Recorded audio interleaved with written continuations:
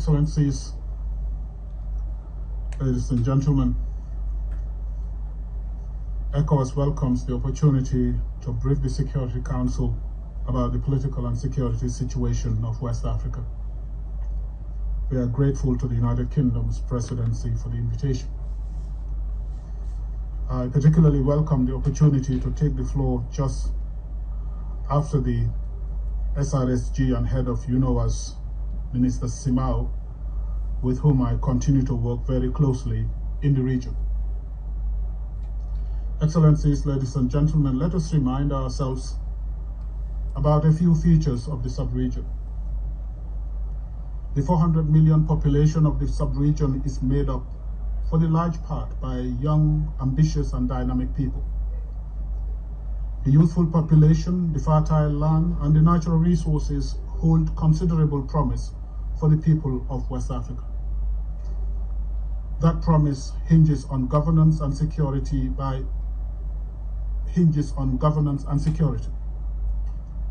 By governance, I am referring not only to the assumption of power through inclusive democratic processes, but also to accountability in the management of public affairs.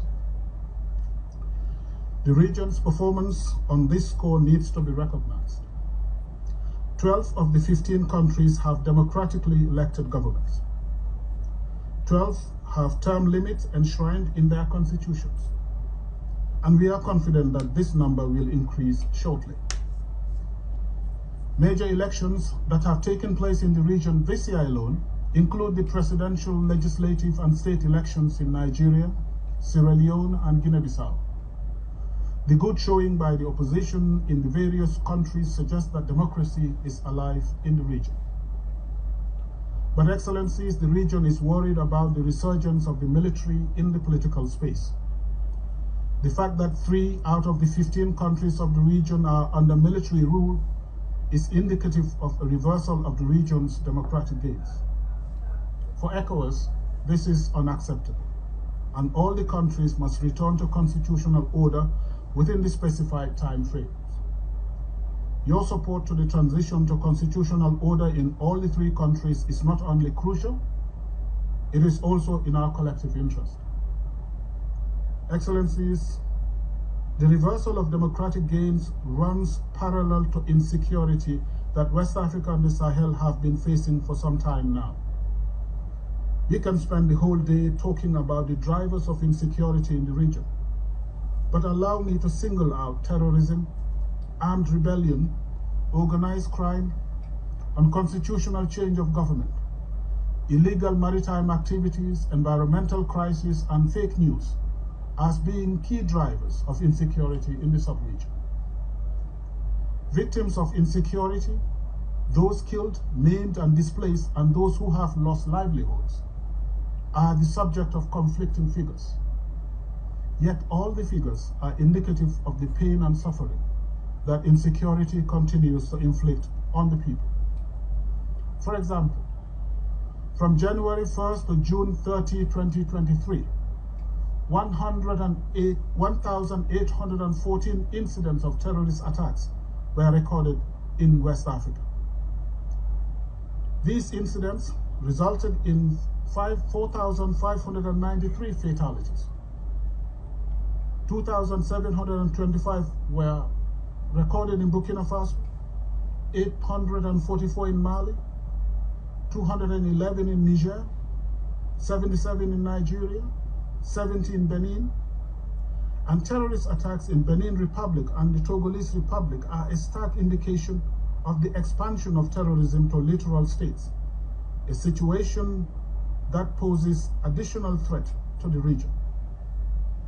The insecurity continues to have dire humanitarian consequences, with significant number of refugees and internally displaced population in Nigeria, Mali, Niger, and Burkina Faso. By end of April 2023, a total of 500,000 refugees were recorded in the region, made up of significant number in Burkina Faso, Mali, Niger, and Nigeria. The total number of internally displaced persons stands at 6,182,000 117 displaced people, made up of 2 million in Burkina Faso, 3.3 million in Nigeria, and almost 500,000 in Mali. Excellencies, ladies and gentlemen, food security situation in the region suggests that insecurity does not only affect our present, it also threatens our future. Our assessments have indicated that nearly 30 million people are in need of food assistance. In the absence of adequate response, the number of people needing food assistance will increase from 30 million to 42 million by the end of next month.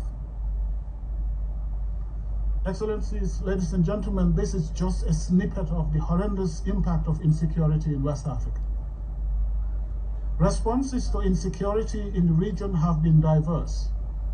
They include bilateral, plurilateral, and multilateral arrangements, such as Barkhane, Takuba, G5 Sahel, Accra Initiative, Multinational Joint Task Force, MINUSMA, and ECOWAS's own plan of action for the eradication of terrorism. These important initiatives and operations have had impact on the ground. While we acknowledge the role of these initiatives, we cannot ignore some of the challenges they present. The multiplicity of the initiatives present problems of coordination, ownership, and inclusion. As ECOWAS, our proposal is to integrate the various initiatives into the regional plan of action and use them as specialized operational tools of the regional mechanism. This will facilitate coordination, promote ownership, and enhance inclusion. ECOWAS heads of state and government have taken 3 decisions aimed at facilitating the transition to such an inclusive arrangement. These are the decisions regarding the review of the mandate of the regional standby force, with a view to enabling it to address the challenges of insecurity through various forms of interventions, including kinetic operations. The decision also relates to the financing of the regional mechanism. And the third decision relates to the review of the existing plan of action, with a view to updating and aligning it with the new decisions taken. Excellencies, these recommendations predate the decision of this august body to close MINUSMA in Mali. Yet, regional leaders have reflected on the possible adverse impact of the withdrawal on the region and have decided to convene an extraordinary session on peace and security by the end of August 2023. In preparation for the extraordinary summit, a troika of heads of state composed of Nigeria, Benin, Guinea, plus Niger met on the 18th July to reflect on the political and security situation in the region. Their conclusions constitute the main message I would like to bring to the attention of this August Council. With respect to the political situation in the regional leaders have decided to re-engage the 3 member states in transition at the highest level. To that end, His Excellency Patrick Talon, President of the Republic of Benin, will undertake a consultative visit in the 3 countries on behalf of the Troika. The leaders have also underscored their resolve to see an expeditious return to constitutional order in the member states in accordance with the relevant ECOWAS protocols and the transition charters of each of the 3 countries. The leaders have also affirmed ECOWAS's commitment to supporting credible and inclusive democratic election in each of the 3 countries. They've also reaffirmed their support to the Algiers peace process that seeks to facilitate peaceful settlement between the government of Mali and the armed groups. Leaders call on the international community, especially members of the United Nations Security Council, to support Algiers peace process in Mali, as well as the ECOWAS position on the transition in the region. On the security situation of the region, the leaders stressed the region's resolve to providing robust response to threats to peace in the region. The regional response shall include the expeditious operationalization of revised ECOWAS plan of action for the eradication of terrorism in the region.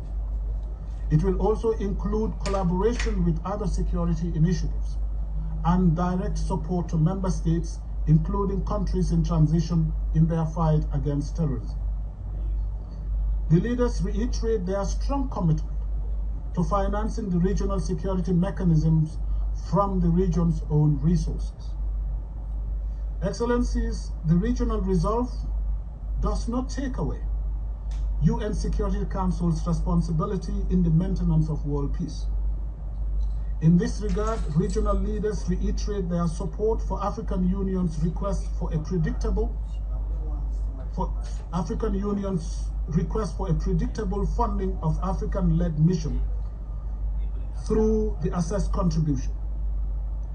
This position has been adequately supported and defended by the Secretary General of the United Nations on several occasions, the most recent occasion being the Secretary General's report on the implementation of Security Council Resolution 2320 and 2327, and considerations related to the financing of African Union peace support operations mandated by the Security Council of 1st May 2023.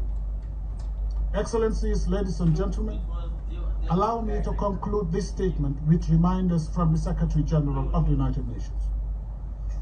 I quote the Secretary General: "The time when requests related to peace support operations could be considered as exceptional circumstances is behind us. To more effectively meet the challenges of today, support to such operations must be in a more systematic manner.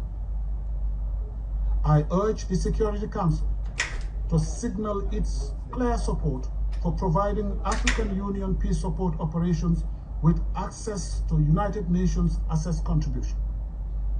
This would represent a concrete demonstration that the Council stands ready to break new grounds and address a critical gap in the international peace and security architecture, as well as a strong reaffirmation of the willingness of the Council to stem the scourge of armed conflict on the African continent."